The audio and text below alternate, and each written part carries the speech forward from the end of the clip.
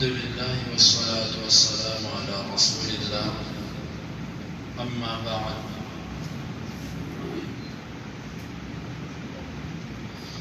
امام بخاری فرماتے ہیں کہ ہمیں بیان کیا ابو الیمان نے، وہ کہتے ہمیں خبر دی شعیب نے زہری سے، وہ کہتے مجھے بیان کیا عروہ بن زبیر نے کہ بے شک زینب جو بیٹی ہے ابو سلمہ کی، اس نے اسے بیان کیا کہ ان ام حبیبہ بنت ابی سفیان حدثتھا، ابو سفیان رضی اللہ عنہ کی بیٹی ام المؤمنین ام حبیبہ نے اسے بیان کیا عن زینب بنت جحش، اور وہ بیان کرتی ہیں زینب بنت جحش سے، ان النبی صلی اللہ علیہ وسلم دخل علیہ فزعا، اللہ کے نبی صلی اللہ علیہ وسلم زینب کے پاس گئے گھبراہٹ کی کیفیت، یقول لا الہ الا اللہ، آپ کہہ رہے تھے لا الہ الا اللہ، ویل للعرب من شر قد اقترب، عرب کے لیے ہلاکت ہے اس شر سے جو بہت قریب آ چکی، فتح اليوم من ردم یأجوج ومأجوج مثل هذا، یاجوج ماجوج کی دیوار سے آج کے دن اس کی مثل سوراخ کر دیا گیا ہے، وحلق بإصبعه وبالتي تلیها، آپ نے اپنی انگلی اور جو اس کے ساتھ ملی ہوئی ہے ان دونوں کے ساتھ حلقہ بنایا، فقال زینب، زینب کہتی ہیں فقلت یا رسول اللہ صلی اللہ علیہ وسلم، میں نے کہا اللہ کے رسول صلی اللہ علیہ وسلم، انہلک وفینا الصالحون، کیا ہم ہلاک ہو جائیں گے حالانکہ ہمارے اندر نیک لوگ بھی ہوں؟ قال نعم اذا کثر الخبث، ہاں جس وقت خباثتیں فسق و فجور زیادہ ہو جائے گا۔ اس حدیث مبارک میں اللہ کے نبی صلی اللہ علیہ وسلم نے فرمایا آپ سوئے ہوئے تھے، آپ اٹھے گھبراہٹ کی کیفیت میں، آپ نے فرمایا کہ لا الہ الا اللہ۔ یہاں سے ایک بات تو یہ سمجھ آتی ہے کہ اللہ کے نبی صلی اللہ علیہ وسلم کی عادت مبارک تھی اکثر اپنی زبان سے اللہ کا ذکر کرنا، اور خاص طور پہ کلمہ توحید لا الہ الا اللہ، یہ کلمہ ہمیں اپنی زبان پہ بہت جاری رکھنا چاہیے، کیونکہ یہی ایک کلمہ ہے جو مرتے وقت جس کو نصیب ہو جائے وہ خوش قسمت ہے۔ تو اس کلمے کی ایسی عادت بنانی چاہیے کہ ہر خوشی پہ، ہر غمی پہ، بات بات پہ ہماری زبان پر کلمہ ہو۔ بعض لوگوں کو اللہ نے یہ بڑی نعمت سے نوازا، خاص طور پر بعض عرب، بلکہ اکثر اللہ نے ان پر یہ بڑا فضل ہے اللہ کا ان پر کہ وہ اللہ کا ذکر اور خاص طور پہ لا الہ الا اللہ یہ کلمہ بہت ان کی زبان پہ ہوتا ہے۔ تو پہلی تو بات کہ یہ کلمہ اپنی زبان پہ رواں کرنا چاہیے۔ دوسرا آپ نے فرمایا کہ عربوں کے لیے ہلاکت ہے، بعض لوگوں نے ان لفظوں کو پکڑا اور یہ کہنا شروع کر دیا جی عربوں کے اوپر ایسی تباہی آنے والی ہے، ایسی ہلاکت آنے والی ہے، ان کے ساتھ ایسے ہوگا ویسے ہوگا، اور ایسے ایسے کلک چلا دیے انہوں نے کہ جی عربوں پر بڑی آفت، یہ عرب بڑے ایسے ہیں ویسے ہیں۔ یہ شاید ان کی کم علمی ہے، یہاں پر عرب سے مراد عرب نہیں ہے، صرف یہاں پر عرب سے مراد مسلمان ہے۔ اللہ کے نبی صلی اللہ علیہ وسلم نے جو عرب کا ذکر کیا تھا اس وقت مسلمان تھے ہی چند عرب، عربوں کے سوا کوئی مسلمان ابھی مدینے سے باہر تو مسلمان تھے نہیں، تقریباً چند مسلمان تھے۔ تو آپ نے عربوں کا نام لے کر، جس طرح آپ میرے سامنے بیٹھے ہیں، تو میں کہتا ہوں آپ کو کہ اے لاہوریو یاد رکھنا تمہارے لیے بڑی آفت آنے والی ہے، دجال کا فتنہ آنے والا ہے، یا تمہارے لیے بڑی مصیبت ہے یہ جو جنگیں چھڑ رہی ہیں، تمہارے لیے بڑا امتحان ہے اس کا یہ مطلب تھوڑی ہے کہ اس میں صرف اہل لاہور مراد ہے، بلکہ میرے مخاطب آپ کو اس لیے میں نے آپ کا نام لے لیا۔ اللہ کے نبی صلی اللہ علیہ وسلم کے سامنے عرب بیٹھے تھے، آپ نے عربوں کا نام لے لیا، جس طرح ہم اکثر بات کرتے وقت اہل پاکستان کا ذکر کرتے تھے، تو اس کا یہ مطلب تو نہیں ہے نا کہ جب پاکستان کے علاوہ لوگ ہیں ان پر کوئی مسائل اور مشکلات نہیں آ سکتی، یہاں پر مراد سارے مسلمان ہیں، خالی عربوں کو اس روایت میں پکڑ کے لگیت دینا یہ درست نہیں ہے۔ اور ویسے بھی اگر ہم یہ بات دیکھیں تو جس کے اندر ایمان جتنا زیادہ ہوتا ہے اس کی آزمائش اتنی زیادہ ہے۔ عربوں کی آزمائش ہم سے بھی سخت رہی ہے، کیونکہ یقیناً ان لوگوں کے اندر ایمان ہم سے بہتر ہے۔ باقی رہے ان کے بعض فاسق و فاجر لوگ یا ان کے کچھ دین بیزار طبقہ، تو جتنا ان میں ہے ان سے کئی گنا زیادہ ہمارے پاس موجود ہے۔ تو اچھے برے ہر جگہ پر موجود ہیں، لیکن مجموعی طور پر وہ لوگ ایمان کی کیفیت میں، ایمان میں ہم سے قدرے بہتر ہیں۔ تو یہاں پر عرب سے مراد صرف عرب نہیں ہے، بلکہ یہاں پر تمام مسلمان مراد ہے، اور یہی معنی شارحین حدیث نے بھی لکھا ہے کہ عربوں کے لیے ہلاکت ہے اس شر کی وجہ سے جو قریب آ گئی۔ وہ شر کیا ہے کہ آج یاجوج ماجوج کی دیوار سے اتنا سوراخ کر دیا گیا۔ دو لفظ آتے ہیں، ایک تو آپ نے یہ سوراخ بنایا ایسے اتنا سوراخ، اور بعد میں آتا یہ۔ اب یہ یاجوج ماجوج کے فتنے کے الفاظ بھی بتاتے ہیں کہ یہ فتنہ صرف عربوں کے لیے تھوڑی ہوگا، یہ تو سب کے لیے ہوگا۔ تو آپ نے ذکر صرف عربوں کا اس لیے کیا کہ آپ کے مخاطب پہنچا کہ اس فتنے سے جو قریب آ چکا۔ دیکھیں آپ نے یاجوج ماجوج کے فتنے کو انتہائی قریب قرار دیا، جبکہ 1450 سال گزر گئے ہیں، ابھی تک ہم اس کے آثار نہیں دیکھ رہے۔ اصل وجہ یہ ہے کہ جو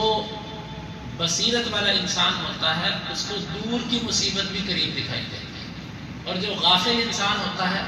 وہ سر پہ آئی مصیبت کو بھی کہتا ہے جب گرے گی تو دیکھ لیں گے۔ اللہ کے نبی صلی اللہ علیہ وسلم بصیرت رکھتے تھے، آپ فرما رہے تھے کہ قریب آ چکا، یعنی اس کی تیاری کرو، اس سے بچنے کی کوشش کرو۔ اور ہم یقین جانو جس دور سے گزر رہے ہیں یہ تو یقیناً بہت ہی حساس قسم کا دور ہے۔ اللہ بہتر جانتا کہ اس کے بعد دنیا کی کتنی عمر باقی ہے۔ حالات جس طرح تیزی سے بدل رہے ہیں، ابھی بھی کئی لوگ یہ امیدیں لگا کے بیٹھے ہیں کہ بھی بڑی صدیاں باقی ہیں قیامت میں۔ بھائی کوئی پتہ نہیں ہے، ہم یہ بھی نہیں کہتے کہ یہ آخری جنگیں ہیں، اور ہم یہ بھی نہیں کہتے کہ اس کو ہلکا لو۔ انسان کو یہاں پر بیدار رہنا ہے، ان حالات کے اندر اپنے طور پر تیاری کرنا، اپنی فکر لینا کہ کل کو دین کی سربلندی کے لیے آج نہیں، کل نہیں، پرسوں میری باری اگر آئے تو میرے پاس کیا ہے دین کی تیاری کرنے، جہاد کے لیے، اللہ کے دین کی بلندی کے لیے میرے پاس کیا ہے۔ یہ تیاری، یہ فکر اپنے ذہن میں رکھیے۔ وہ قومیں کہ جو آلات جہاد سے بے خبر رہی ہیں، ہمیشہ انہوں نے غلامی کی ہے، اور جنہوں نے آلات جہاد کو سمجھا اور سیکھا وہ قومیں ہمیشہ عزت پاتی رہی۔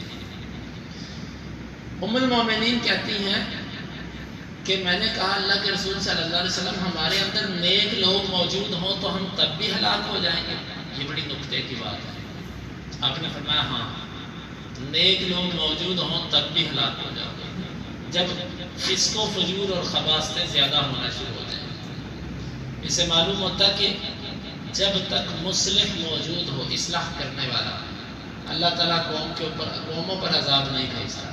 جب کسی قوم سے مصلح ختم ہو جائے، اصلاح کرنے والے ختم ہو جائے اور نیک رہ گئے، بس نیک وہ ہوتا ہے جس کو اپنے ذکر اور تسبیح سے تعلق ہے، اس کو کوئی غرض نہیں ہے، وہ اپنے سے تعلق رکھتا ہے، بس اپنے گھر کے اندر اپنے بچوں کی اصلاح تک بھی نہیں کرتا، ان کو نماز کے لیے مسجد تک بھی نہیں لے کر آتا، بیٹیوں کے حالات پوچھتا تک بھی نہیں ہے وہ کیا کر رہی ہے اور کیا نہیں کر رہی۔ یہ جو شخص ہے نا، یہ اپنی ذات کی حد تک تو نیک ہو سکتا ہے، لیکن یہ مصلح نہیں ہے۔ ایسے بندے کا وجود اللہ کے ہاں کوئی حیثیت نہیں رکھتا، واللہ۔ اسی لیے آپ نے فرمایا کہ نیک بھی موجود ہوں تو اللہ تعالیٰ خباثتیں جب زیادہ ہو جائے تو ہلاک کرتے ہیں۔ وزن اللہ کے ہاں مصلحین کا ہوتا ہے، تو ہمیں مصلح بننا چاہیے۔ جب مصلح ہوتا ہے، اصلاح کرنے والا جو ہوتا ہے وہ نیک بھی ہوتا ہے، لیکن جو نیک ہوتا ہے ضروری نہیں کہ وہ اصلاح کرنے والا بھی ہو۔ تو یہ حدیث مبارک آپ نے اس وقت کہی تھی، اور ابھی ہم کس دور سے گزر رہے ہیں۔ اللہ رب العالمین سے دعا ہے اللہ تعالی ہمیں ان احادیث کو سمجھنے کی توفیق عطا فرمائے۔ وعن الزہری حدثتنی ہند بنت الحارث، اور زہری سے ہے، وہ کہتے ہیں مجھے بیان کیا ہند بنت حارث نے، ان ام سلمہ قالت، ام سلمہ کہتی ہیں استيقظ النبی صلی اللہ علیہ وسلم فقال، اللہ کے نبی صلی اللہ علیہ وسلم بیدار ہوئے، آپ نے فرمایا سبحان اللہ، اللہ پاک ہے، ما انزل من الخزائن وما انزل من الفتن، کس قدر خزانے اتارے گئے ہیں اور کس قدر فتنے اتارے گئے ہیں۔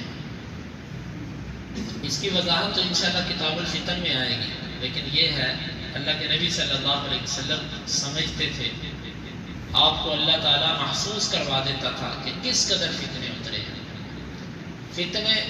اللہ تعالیٰ آزمائش کے لیے اتارتا ہے۔ خزانوں سے مراد فتوحات ہیں، فتوحات، کامیابیاں، یہ چیزیں مراد ہیں۔ امام بخاری کہتے ہیں ہمیں بیان کیا ابو نعیم نے، وہ کہتے ہیں ہمیں بیان کیا عبدالعزیز بن ابی سلمہ بن الماجشون نے، وہ عبد الرحمن بن ابی صعصع سے، وہ اپنے والد سے، وہ ابو سعد سعید الخدری سے رضی اللہ عنہ، وہ کہتے ہیں کہ کہا مجھے انی اراک تحب الغنم وتتخذها، اللہ کے نبی صلی اللہ علیہ وسلم فرمانے لگے، نہیں، ابو سعید خدری کہتے ہیں کہ ابو صعصع کہتے ہیں مجھے ابو سعید خدری نے کہا کہ میں دیکھتا ہوں کہ تو بکریوں سے بڑا پسند، وہ تو بہت پسند کرتا ہے اور تو اس کو رکھتا ہے، فاصلحها واصلح رعامها، ان سمیت اس کو درست کر کے رکھو اور ان کی حفاظت اور اس کا چارہ اور سب چیزوں کا خیال کرو۔ میں نے اللہ کے رسول صلی اللہ علیہ وسلم کو یہ کہتے ہوئے سنا، یاتی علی الناس زمان تکون الغنم فیہ خیر مال المسلم، لوگوں پر ایسا وقت آئے گا کہ مسلمان آدمی کا بہترین مال بکریاں ہوں، یتبع بها شعاف الجبال اور صعاف الجبال، اس کو لے کر وہ پہاڑوں کی چوٹیوں پر یا اس کے اوپر جو درخت لگے ہوتے ہیں، درخت جنگلات، اس طرف وہ نکل جائے گا، فی مواقع القطر، جہاں پر بارش برستی ہے، یا پھر وہ بدینہ من الفتن، وہ فتنوں سے اپنے دین کو بچانے کے لیے بھاگ جائے گا۔ اس حدیث مبارک میں بھی آپ صلی اللہ علیہ وسلم نے فرمایا کہ فتنوں کا زمانہ ایسا ہوگا کہ معاشروں میں رہنا اس وقت انسان کے لیے بڑا مشکل ہو جائے گا، لوگوں کے حالات ایسے ہوں گے کہ دیندار آدمی کی زندگی تنگ کر دی جائے گی، وہ معاشرے میں رہ ہی نہیں سکے گا، اور پھر کیا کرے گا؟ آپ نے فرمایا کہ وہ اپنی بکریاں لے کے جس کا وہ دودھ پیے اور زندگی گزارے، وہ پہاڑوں کی طرف چلا جائے گا جہاں پر معاشرہ نہیں ہوگا، وہاں پر وہ رہے گا، اکیلا اللہ کی عبادت کرے گا حتیٰ کہ اس کو موت آ جائے۔ فتنوں کے زمانے میں آپ نے فرمایا یہ بہترین حل ہے۔ ہر بندے کی اپنی اپنی طبیعت ہے، کچھ لوگ ایسے ہوتے ہیں کہ وہ اصلاح کر سکتے ہیں، وہ فتنوں کا مقابلہ کر سکتے ہیں، اور کچھ لوگ ایسے ہوتے ہیں کہ ان کے اندر قوت بڑی کمزور ہوتی ہے، وہ برداشت بھی نہیں کر سکتے اور دعوت کا کام بھی نہیں کر سکتے۔ تو ایسے لوگوں کے لیے بہتر یہی ہوتا ہے کہ وہ پھر اپنے آپ کو بچا کر ایسی جگہوں پہ چلے جائیں جہاں پر ان کا دین ایمان محفوظ ہے۔ باقی عام طور پر ہجرت اس وقت تک فرض نہیں ہے جب تک آپ اپنے دین پر عمل کر سکتے ہیں، جب تک آپ لوگوں کو سمجھاتے ہیں اور وہ آپ کی بات سنتے ہیں، ماننا نہ ماننا الگ بات ہے۔ ہاں، جب نہ کوئی آپ کی بات سنے، نہ کوئی آپ کو دین پر عمل کرنے دے، پھر اس حدیث کا اصل وقت ہے کہ آپ پھر بکریاں لے کر، اپنا مال لے کر ایسی جگہوں پہ چلے جائیں کہ جہاں پر بارش ہو، آپ کو پینے کو پانی مل سکے، بس، اور آپ اپنی زندگی گزارو دین کے تابع رہتے ہوئے۔ اللہ تعالیٰ سے دعا ہے اللہ تعالیٰ ہمیں ان حدیث کو سمجھنے کی اور عمل کی توفیق عطا فرمائے۔ اللهم انفعنا بما علمتنا وعلمنا ما ينفعنا وزدنا علما وآخر دعوانا ان الحمد لله رب العالمين۔ حدیث 3598 سے لے کر 36